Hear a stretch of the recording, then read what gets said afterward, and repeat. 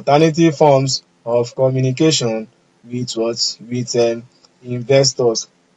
This is another subtopic in this topic.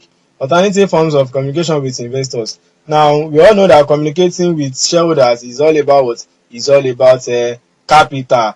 What are they interested in? They are interested in the money they put in that organization. What is their money? Their money is capital. Okay, so the ability to access either equity or debt at the lowest possible at the lowest possible cost. Okay, so they need the ability to access either equity or debt at the lowest possible cost. So by understanding investor motivation and maintaining relationships within the investment community, companies are strategically positioned to address operational funding issues proactively, and thus can exercise greater control over the formation process. So you need to know your investor behavior. Are they short time oriented, or they are long term oriented? Are they of short term objectives or long term objectives? Are they investors that expect returns in a short time or long term? Okay, so by identifying sources of capital, world class company can maintain capital structures through a mix of long term debt and equity funding options at the lowest possible cost. Okay, so if you are managing a company, okay, your shareholders keep your business afloat. Okay, so don't neglect them, otherwise your company might get liquidated. Okay, so regular and transparent communication can help your shareholders feel connected to both you and the company you are managing and your company. Okay, so once you take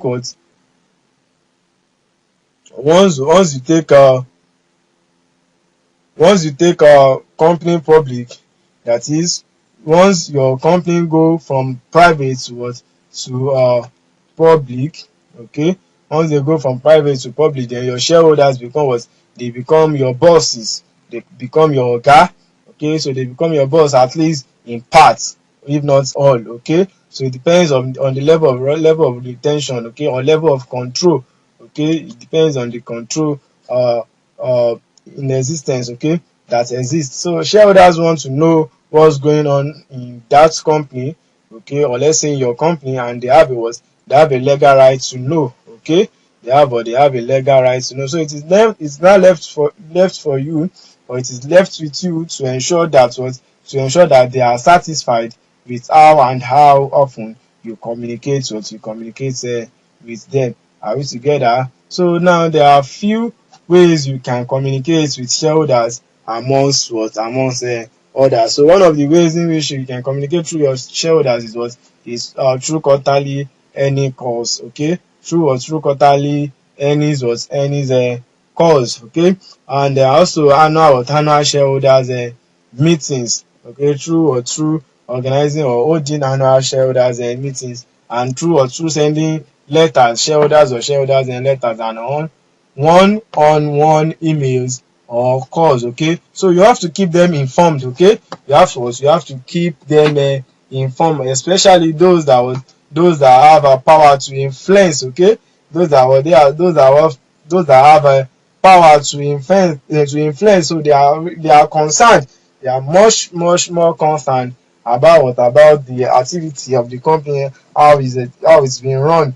Okay, so information sources include webcasts of conference calls and annual meetings. Okay, so websites with special investor relations sections, direct response to inquiries from individual investors, corporate profiles, and other supporting publications.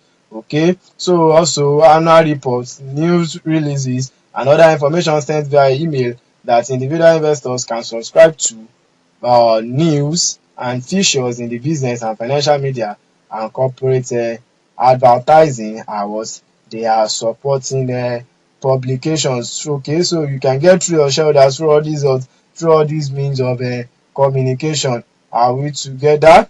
Okay, so meanwhile, there are, let's take some items or some means of communicating through to your shareholders or investors. Okay, so we have our corporate websites through the use of corporate websites. So this constitutes it constitutes the main official channel of communication between the company and the shareholders, institutional investors, and the general public. So the corporate website provides extensive it provides what it provides extensive information. Okay, it provides extensive information on the areas of activity and geographic presence.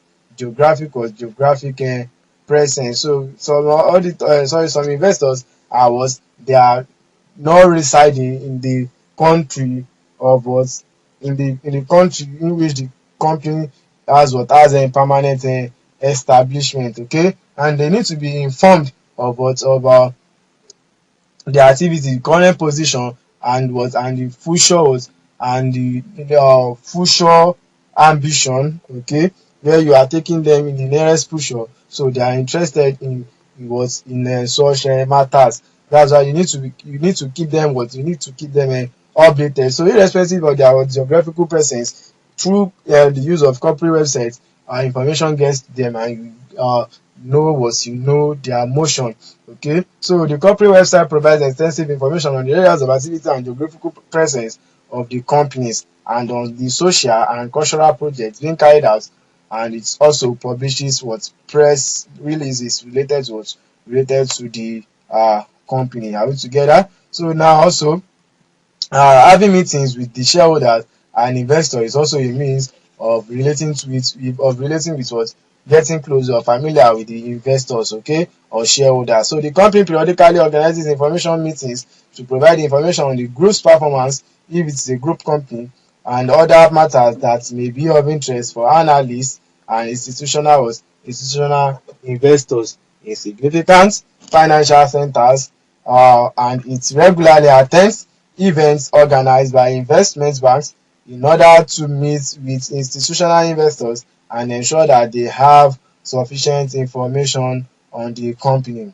Okay, so these interactions they are based on publicly available information. Publicly available publicly available information previously published by the company. In other words, furthermore, the company organizes a quarterly, half-yearly, and an annual financial teleconference with its management team, analysts, and institutional investors for the purpose of discussing most significant aspect. Okay, for the purpose of discussing most significant aspect of the financial results, most significant aspect of the financial results. Are we together? Okay, but published by the company, so as well as what investors days, in order for analysts and institutional investors to better understand the business and its strategy. Are we together? Okay, we are progressing, right? So let's take investors relations office.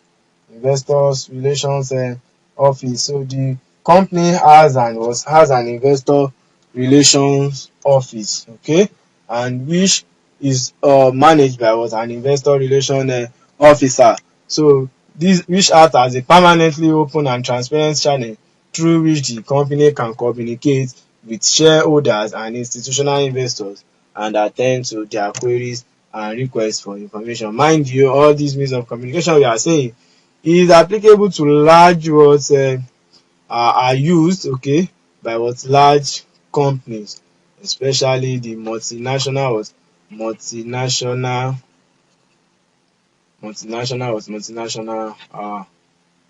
companies. Okay, so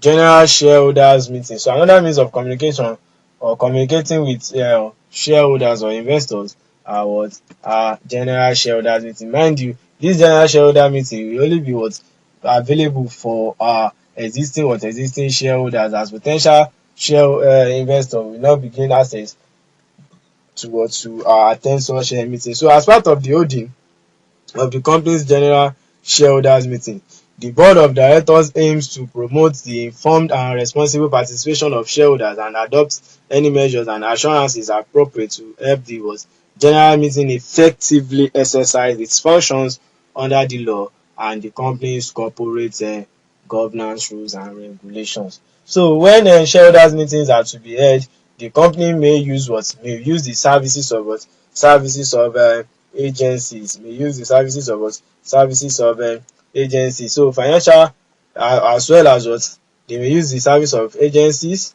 financial institutions, okay, such as the pension fund administrators and the likes, okay, and brokers. You may use the service of brokers as well, and other organizations, to ensure the best possible distribution of information among shareholders and institutional investors. So once the general meeting has been called, and up to the meeting itself, the shareholder relations office will guide shareholders on different procedures. They will guide shareholders on different procedures at their disposal to exercise their rights in the general meeting, especially the right to information, voting, and representation. Okay, so let's take our communication with proxy advisors, that is those that are represented. Okay, so the investors relations office will undertake communications with proxy advisors, okay, representatives of investors or shareholders, attending to their queries in relation to proposed solution submitted to the general shareholders meeting, and provide them with any explanations deemed appropriate. Okay, so that's all as far as communication with shareholders or investors is what is concerned. Okay.